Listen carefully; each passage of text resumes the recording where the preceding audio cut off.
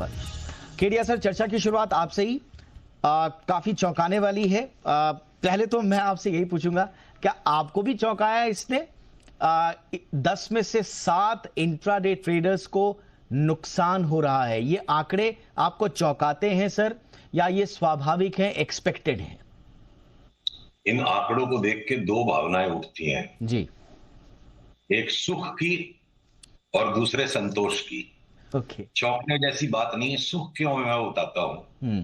सेबी एक ऐसा unique markets regulator है वर्ल्ड में, जो आज एक सेबी का नया फ्लेवर जो दिख कर आ रहा है। जितनी फोरसाइटफुल इंसाइटफुल तरीके से सेबी ने बाजारों को देखना शुरू किया है, तो ये है बड़े सुख की बात। देखिए, सेबी एक ऐसा यूनिक रेगुलेटर है जिसको लॉ भी क्रिएट करना है और इन्फोर्स भी करना है।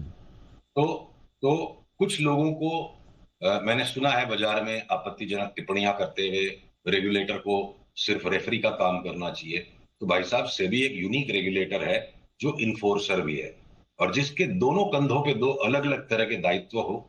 वो ऐसे अनोखे दृष्टिकोणों से चीज को देखे तो एक सुख की अनुभूति होती है। और आ जाते हैं अब आपके सवाल पे। तो 10 में से अगर 7 लोग पैसे खो रहे हैं, यानी 3 लोग कमा रहे हैं, तो एक्चुअली बहुत लोग कमा रहे हैं। ट्रेडिंग एक ऐसा काम है जिसपे दिवंगत राकेश जी झुंझुनवाला ने सबसे सटीक टिप्पणी की थी। 10 लाख में से 9,90,000 लोग पैसे खोते हैं, और 1 लाख आदमी झूठ बोलते हैं कि मैं कमा रहा हूं। 10 में से एक आदमी बोलता है मैं कमा रहा हूं, पर जो एक आदमी बोलता है मैं कमा रहा हूं, उसमें से भी 100 में से एक आदमी एक्चुअली कमाता है।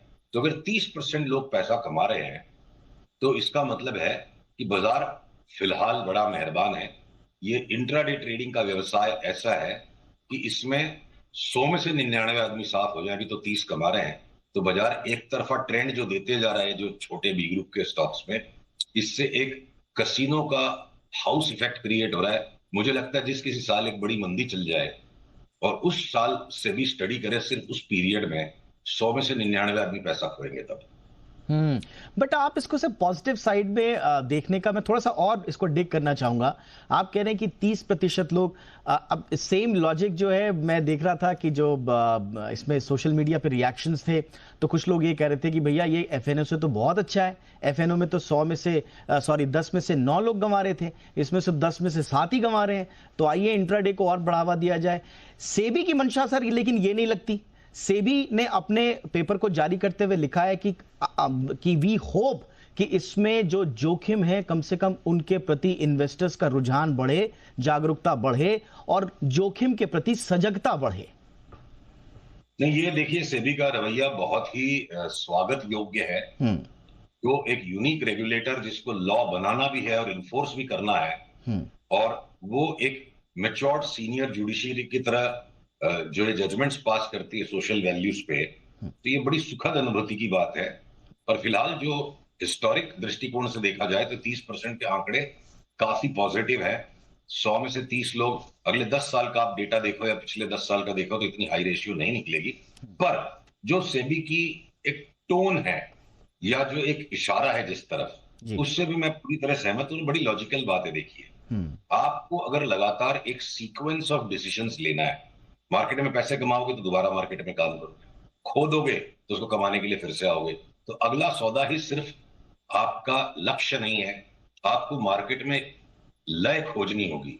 आपकी जो प्राकृतिक लय है, निर्णय लेने की जो लय है, वो लय मार्केट की लय के साथ आपको मैच करनी है। तब आप एक सफल निवेशक या एक सफल ट्रेडर ओवर ए टाइम साबित हो पाओगे।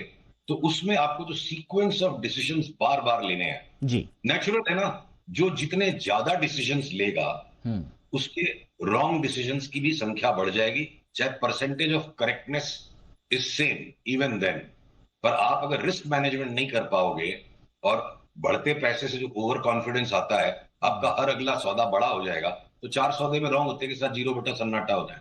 तो बहुत सारी चीजें इसमें मिश्रित हैं। बिल्कुल। और इसीलिए लॉन्ग टर्म निवेश को जो एक वर्च्यू कहा गया है, एब्सोल्युटली। उल्टा समझ लो।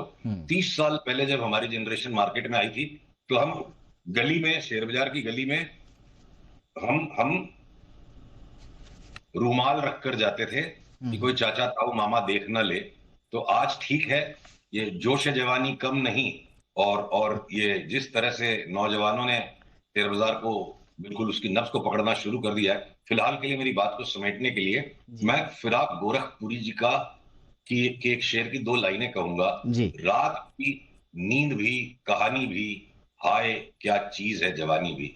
हमारे जमाने में हम मुंह पे रुमाल रखकर बाजार में जाते थे उस जोश में कि इस बाजार में कुछ करना है, और आज रुमाल रखने की जरूरत नहीं है, बेबाक जवानी है, और उसे संभालना और उसे दिशा देना रेगुलेटर का भी और बाजार के सारे पुराने लोगों का दायित्व है, क्योंकि इस जवानी पे ही पूरा देश टिका हुआ है। बिल्कुल। लेकिन कहा जाता है कि राहें भी जो भटक जाती हैं अक्सर जवानी में ही, तो सेबी जो है वो राहें भटके न जवान, सही दिशा में रहें, संभवतः उस ओर इशारा करता हुआ। मेरे साथ